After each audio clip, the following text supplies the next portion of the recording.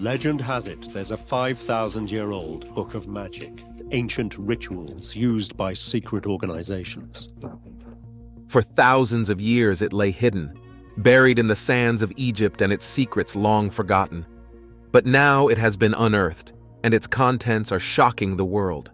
A book that was sealed away for 5,000 years has finally been revealed, and its words are terrifying. What does it say about our past, our present, and our future? Can we trust its message, or are we being led astray by an ancient lie? Only time will tell, but one thing is certain: nothing will ever be the same. Join us as we travel to the ancient land of Egypt where it all began. Ancient Egypt, a civilization that reigned supreme in the Mediterranean world for nearly 3,000 years, holds an enduring fascination for archaeologists and historians alike. From the awe-inspiring pyramids of the Old Kingdom to the military triumphs of the New Kingdom, Egypt's grandeur has captivated scholars, giving rise to the captivating field of Egyptology. The rich tapestry of knowledge about this ancient civilization is woven together from a plethora of sources, including monuments, objects, texts, and artifacts unearthed from archaeological sites.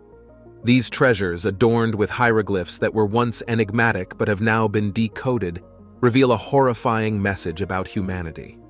One of these texts is the Book of Thoth. The Book of Thoth is an ancient Egyptian text, said to be written by the god Thoth himself. The book is said to contain all the secrets of the universe, including the true nature of the gods and the afterlife. It is also said to contain magical spells and incantations. This book is not one single text, but rather a collection of texts that were written over many centuries. These texts were often attributed to Thoth, the god of wisdom and knowledge. Some of the texts that make up the Book of Thoth include the Book of Breathings, the Book of the Dead, and the Book of the Hidden Chamber.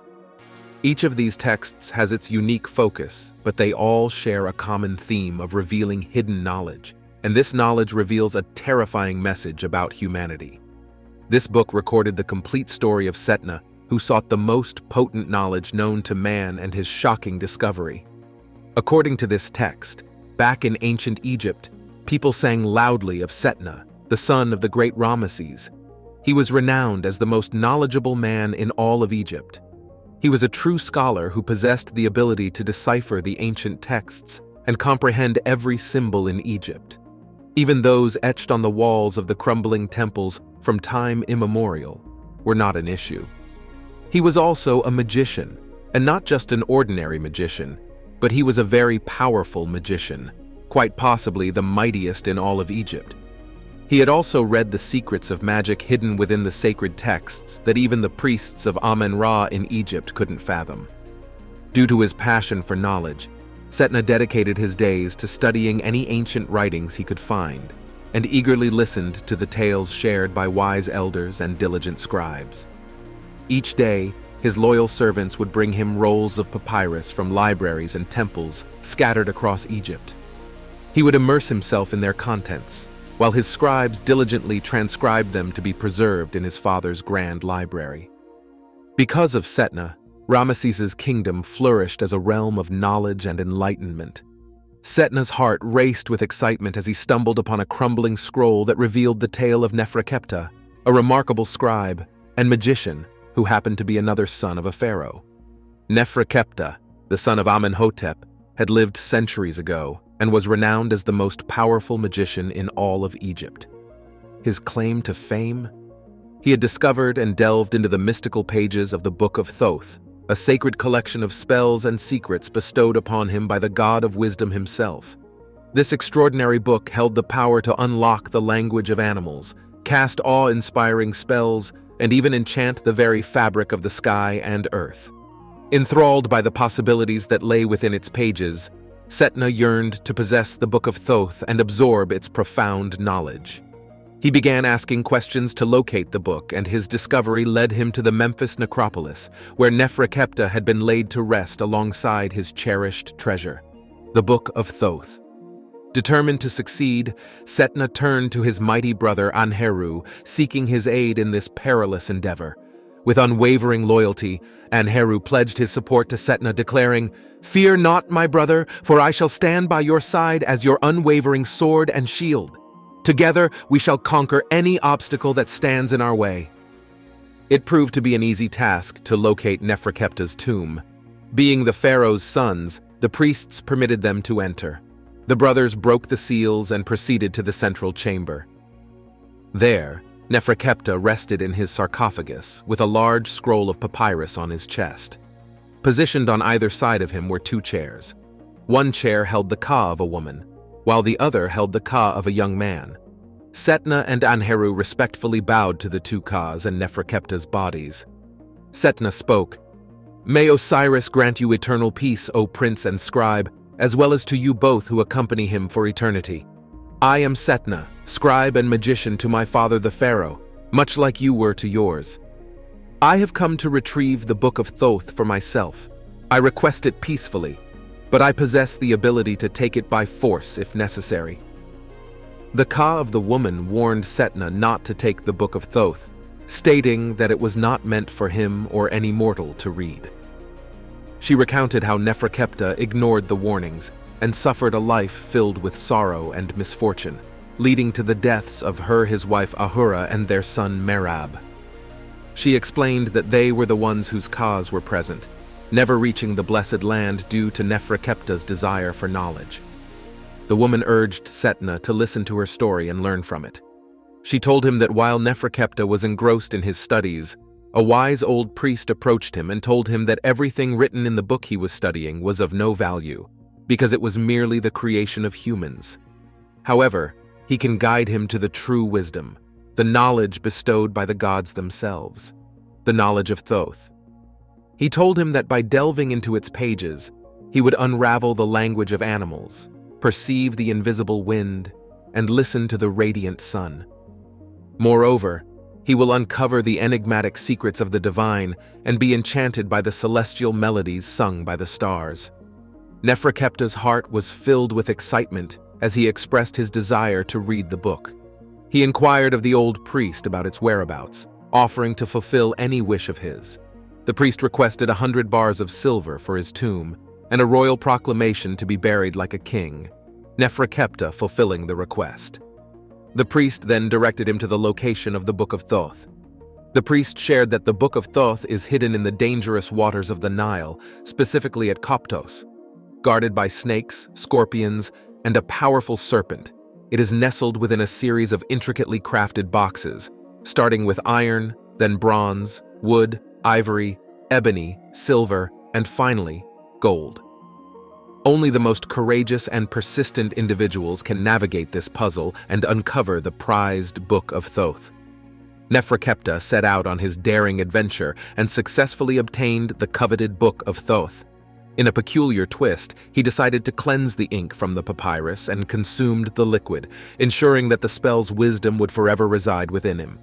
However, his actions did not go unpunished, as Amen-Ra unleashed his wrath upon Neferkepta by tragically taking the lives of his beloved wife and son, and this ultimately led to his own demise. Astonishingly, despite hearing this chilling account, Setna remained undeterred and insisted on acquiring the book for himself. Little did he know that Neferkepta had placed a curse upon him, vowing that he would return the book in a humbling manner, crawling on his knees and hands. After a long day of daydreaming about losing all his possessions, he managed to make his way to the tomb of Neferkepta to return the book. However, Neferkepta refused to forgive him until he brought the remains of his wife and child to be buried beside him. Setna traveled throughout Egypt, promising immense riches to anyone who could provide information about the burial location. Eventually, he discovered the resting place and organized a grand royal burial for Neferkepta's loved ones. But Setna's actions did not end there. He called upon ancient forces to protect the tomb, ensuring that it would remain hidden from prying eyes for all eternity. The once ordinary door became as solid as the rock itself, while the surrounding hills turned into an impenetrable fortress of stone. A fierce sandstorm descended upon the tomb, shrouding it in mystery and safeguarding the sacred Book of Thoth within. Neferkepta, Ahura, and Merab stood as eternal sentinels, awaiting the day when Osiris would rise again. The Book of Thoth possessed knowledge that revealed everything about man. Though it remains shrouded in secrecy, it's not a myth, and it's guarded by some individuals to prevent man from acquiring its knowledge. However, the Book of Enoch still exists on this earthly plane. The Book of Enoch is a treasure trove of ancient wisdom and captivating narratives, shedding light on a fascinating era in human history, unraveling shocking details about the end existence of man and spirits alike. In 1947, a remarkable discovery was made among the Dead Sea Scrolls in a secluded Judean cave, the Book of Enoch. This incredible find came about when a local Bedouin shepherd, simply tossing a rock, stumbled upon the scrolls hidden within one of the caves. The Book of Enoch is believed to have been written between 100 BC, and it is attributed to Enoch himself, the great-grandfather of Noah, who is famously mentioned in the biblical tale of the flood found in the Book of Genesis. This extraordinary book is divided into 5 treatises, with the first being the Book of Watchers. Within its pages, the story unfolds of rebellious angels led by Azazel. According to this captivating text, these watchers abandoned their celestial realm and descended to earth, captivated by the allure of human women. They took these women as wives, and from their unions, giants known as Nephilim were born. In the end, they faced consequences for their rebellion and were confined in the abyss until the day of judgment. Furthermore, it is documented that these fallen beings imparted knowledge of magic, sorcery, and divination to humanity. The second thesis is the Book of Parables, which foretells the arrival of the Messiah and the final judgment day. It reveals the rewards and punishments that will be distributed on that day. The third thesis is the Book of Luminaries, which explains the days and hours of the year, as well as the movements of the moon, sun, and stars. Finally, the fourth part is the Book of Dreams, a compilation of divine visions that depict the events of the end times. The fifth section of the Book of Enoch is the Epistle of Enoch, a letter supposedly penned by Enoch to his son Methuselah. This letter narrates his celestial journey through different levels of heaven, including the names of angels. But if the Book of Enoch contains biblical similarities, why wasn't it included in the Bible? Did the book reveal information humans shouldn't know? The exclusion of the Book of Enoch from the Bible can be attributed to the numerous controversies that surrounded it.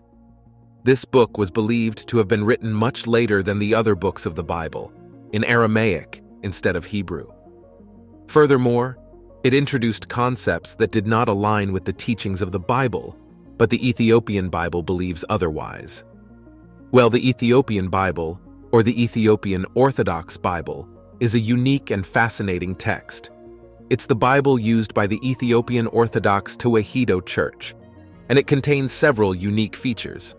For example, it includes several books that are not found in most other versions of the Bible, such as Enoch, Jubilees, and the Book of Joseph. It also has a different order for the books of the Old Testament, and it includes a variety of apocryphal texts. Overall, the Ethiopian Bible is a rich and complex text that sheds light on the history and culture of Ethiopia. One of the most significant features of the Ethiopian Bible is its inclusion of the Book of Enoch. This book is not found in most other versions of the Bible, but it is considered to be an important part of the Ethiopian tradition. The Book of Enoch is thought to be a very early text, perhaps dating back to the 2nd century BC. It tells the story of the prophet Enoch, who is said to have been taken up to heaven in a whirlwind, and it reveals shocking details mankind will experience before the world comes to an end. However, the Book of the Dead reveals intriguing details of man's experience after he dies. The ancient Egyptians had a remarkable funerary text known as the Book of the Dead. This text, which was usually written on papyrus, dates back to ancient times and was used during the New Kingdom era, starting around 1550 BC. It remained in use until approximately 50 BC. It is a collection of magical spells that were intended to serve as a guide for the deceased individual's journey through the Duat, the realm of the dead, and into the afterlife. The Book of the Dead was written by different priests for 1,000 years and is frequently referred to as the Toten Book. This ancient text played a crucial role in Egyptian burial traditions, being carefully placed in the casket or tomb of the departed individual.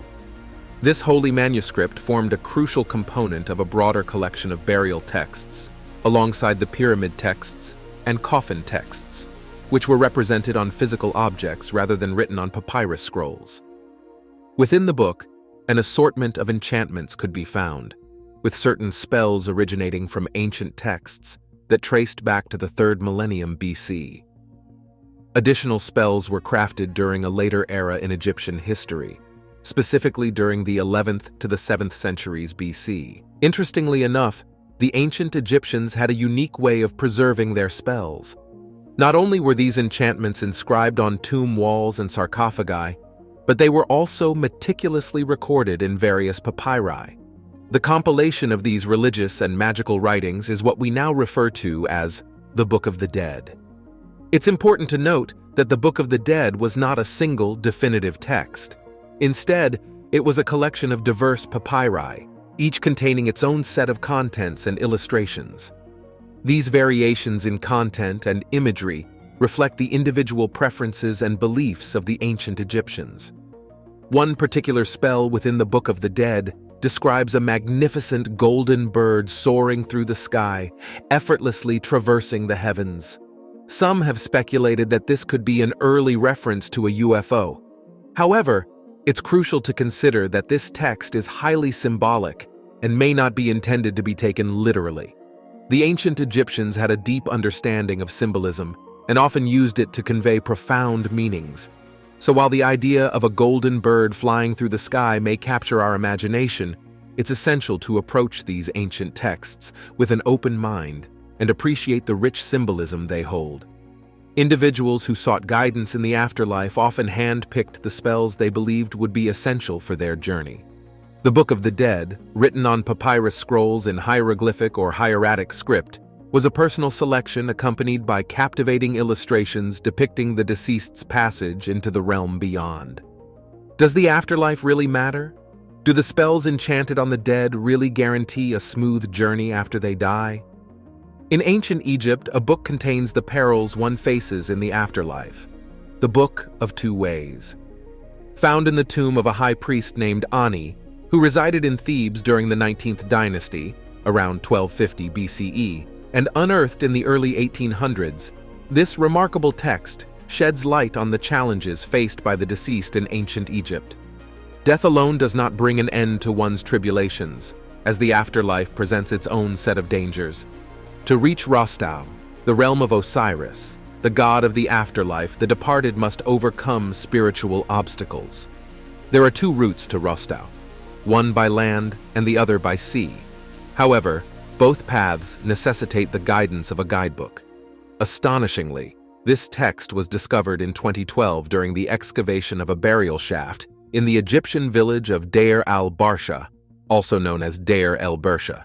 It had managed to evade the attention of grave robbers and previous generations of archaeologists, making its unearthing all the more significant.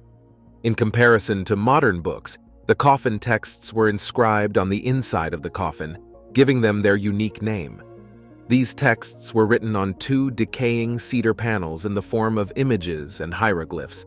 The inscriptions reveal that the Book of Two Ways, along with other items found in the tomb, dates back to the time of Pharaoh Amenhotep II, who reigned until 2010 BC. The sarcophagus that was unearthed belonged to a wealthy woman of high status named Ankh, although the instructions for her journey to the afterlife refer to her as a male, not female. In ancient Egypt, rebirth was associated with male deities. Therefore, as a woman, Ankh had to be referred to as a male to navigate the afterlife. Her Book of Two Ways provided glimpses into her journey, including encounters with a ring of fire. The ring of fire is considered to be one of the most difficult challenges. According to the text, the deceased must enter the ring of fire while carrying only a feather, which represents their good deeds on earth. If they are successful in passing through the ring of fire, their soul is said to be purified, and they will be allowed to enter the afterlife. However, if they fail, they will be forced to return to earth and try again in a new life. However, when the deceased enters the ring of fire, They must first encounter the monstrous serpent known as Apep. Apep is said to represent chaos and disorder, and the deceased must overcome Apep to continue on their journey. After passing through the ring of fire, the deceased will then encounter a goddess known as the Lady of Truth, who will test their worthiness to enter the afterlife. Ankh herself casts spells for protection against these entities, with the instructions of the incantations inscribed on the text. Another book found in ancient Egypt reveals a fascinating detail about the creation of man. This book is called the Book of the Heavenly Cow. According to ancient Egyptian beliefs, this captivating book is said to have been written during the Middle Kingdom of Egypt, which spanned from 2055 to 1650 BC. Known as the Book of the Heavenly Cow, it recounts a fascinating tale of rebellion against the sun god Ra and the subsequent restoration of order by the goddess Hathor. Drawing parallels to the biblical story of Noah, this text explores themes of destruction, rebirth, and the triumph of good over evil. In the beginning, the world was a vast expanse of water, with the god Nu symbolizing this primordial element. From the depths of the water, the mighty Ra emerged and began to create other gods. The first deity he brought forth was Shu, the god of air. Using his divine power, Ra separated Shu from Nu, establishing the realms of air and water. Shu and Nu, bound by destiny, eventually united in marriage and gave birth to Nut, the goddess of the sky. Their union also brought forth Geb, the god of the earth. Nut and Geb in turn became husband and wife, and together they bore 4 children: Osiris, Isis, Seth, and Nephthys. As Osiris and Isis ascended to rule over the earth, they faced opposition from Seth, who harbored envy towards his brother's newfound power. In a treacherous act, Seth deceived and murdered Osiris, dismembering his body and scattering the fragments into the Nile River. However, the story takes a remarkable turn when Isis, utilizing her magical abilities, gathers the scattered remains of Osiris and resurrects him. This act bestowed upon Osiris dominion over the afterlife, transforming him into a revered deity. Filled with rage, Seth sought revenge by targeting both Isis and their son Horus. The text further reveals that as Ra grew old, a conspiracy formed among mankind and the gods to overthrow him. Upon discovering this plot, Ra devised a cunning plan to thwart their efforts. He commanded that 7,000 jars of beer be mixed with red ochre, creating a concoction that resembled blood. This mixture was then taken to Dendera, where Ra flooded the plains. When Hathor, the goddess of love and beauty, arrived at the scene and witnessed the field of blood, her bloodlust was awakened. Consuming the beer, she fell into a deep slumber and awoke as the benevolent Hathor, a friend and protector of humanity. The next book reveals a terrifying message about humanity. It's the Book of Aker. The Book of Aker, also known as the Book of the Earth, unveils what Aker discovered when he faced the Egyptian god of the underworld. When he got into the underworld, he found out how gods were molding people and piecing their bodies together. He could see the technology and magic involved in making it possible. He noticed that before a child is born on earth, he is first a full-grown person in the spiritual realm. The piercing of his body in the spiritual realm is what occurs in the womb. Trying to conceal his identity, he tried to hide behind the walls in the underworld. But the underworld is not meant for mere mortals, because he had gotten there using magic and incantations. But the Egyptian god of the underworld sensed his presence and ordered him out of his hiding place. He tried controlling himself not to move, but mere mortal spells are useless in the realm of immortals because they created the spell itself. When the god of the underworld got a hold of him, Aker went to the floor begging for his life, citing that his wife and children awaited his return. But the god of the underworld is not the type to take a life. Instead, he gave him a punishment as a gift. Guess the gift. Anything Aker touches comes to life and he sends him out of the underworld. From the moment he stood up, everything he touched started moving. He was so scared and ran home to his wife. He told her everything, but she didn't believe it until he touched where they lay and it started moving. After 3 days, he wanted to end his life, but the god of the world appeared to him and taught him how to use the gift to create things and how to control it. He gave him a well-detailed book containing the spell of the creation of the sun god, which is divided into 7 parts, each describing a different stage of Ra's birth and ascension. The first part describes his birth from a lotus flower, which is seen as a symbol of rebirth and renewal. The second part describes his journey through the underworld, where he must defeat the forces of chaos and disorder. The third part describes his triumph over darkness and the creation of the sun. The Book of Anubis. In the annals of ancient Egyptian lore, nestled amidst the sands of time, lies yet another enigmatic tome, the Book of Anubis.